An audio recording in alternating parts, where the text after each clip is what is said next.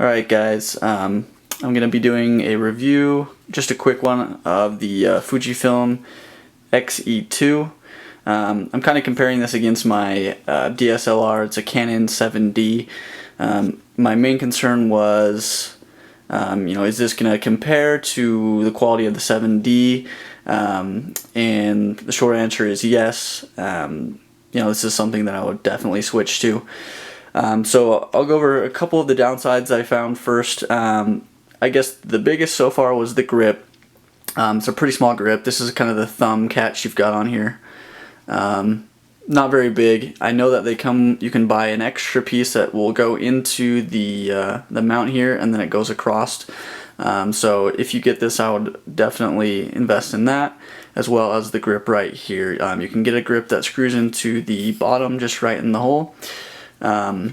It'll make the grip a little bit bigger for you. That's one thing. Also, weather sealing.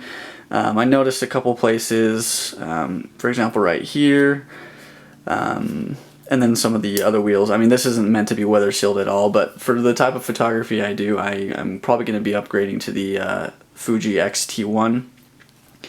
And then the last thing is just a tilt screen. I mean, I like to use tilt screens. Some people do, some people don't care at all. But it is nice. It is a really solid big screen. So if you don't worry about tilt screens at all, I wouldn't even hesitate because of that.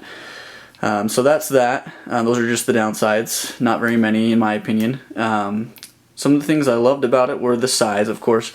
It's pretty small. It's a lot lighter than I thought it would be as well. I know the top part right here is made of metal, so I guess the top here, and then I believe possibly the front. I know the bottom is not. I think it was plastic or something. So the size and the weight is a big advantage. I took it to a concert just the other night, and the size, it doesn't stick out like you have a huge DSLR. You can take pictures and people aren't staring at you, so that was actually pretty nice. The other thing I love was the EVF, electronic viewfinder. The real time it's really nice. So when you adjust the aperture or adjust the shutter speed, you can see what's happening as you change the settings right there. It's super quick. I was actually really surprised. I was really worried that it was going to be kind of laggy, but turns out it was actually really fast. That was my biggest concern, but it's plenty fast for me, so that's not a concern for me. Lenses, I love the lenses. I looked them up and I wanted to find a camera that had a good amount of lenses as well as super high quality, and apparently Fuji's lenses have really good ratings. Even this kit lens has really good ratings, made of metal.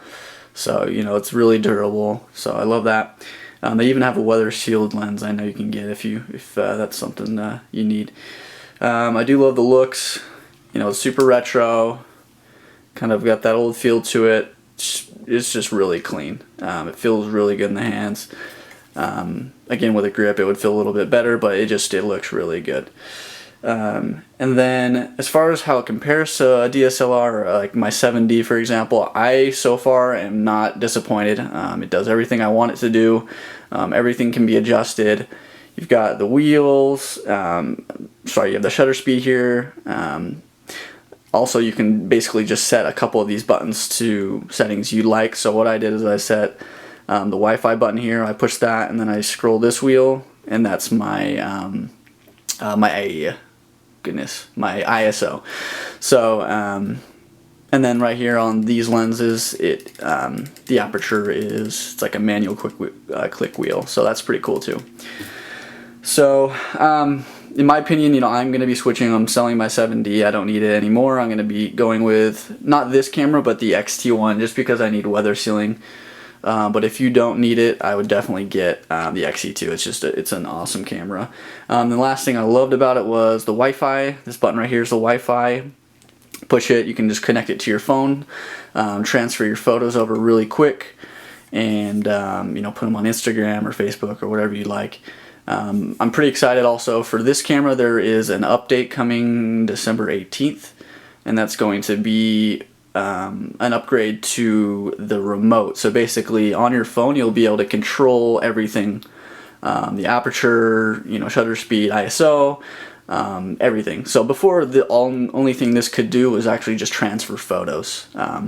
But with the update coming, you'll be able to actually control this. You could be 100 feet away or so, or whatever, and then still be able to take pictures and see what's going on your phone. As well as I think the update has a different video filter or something, or camera filter. So look out for that if you're getting this. So yeah, that's mainly it. I guess final recommendation is, yeah, I would get this. If you're looking for something lightweight, this is definitely capable of doing what my Canon 7D is capable of. All right, thanks.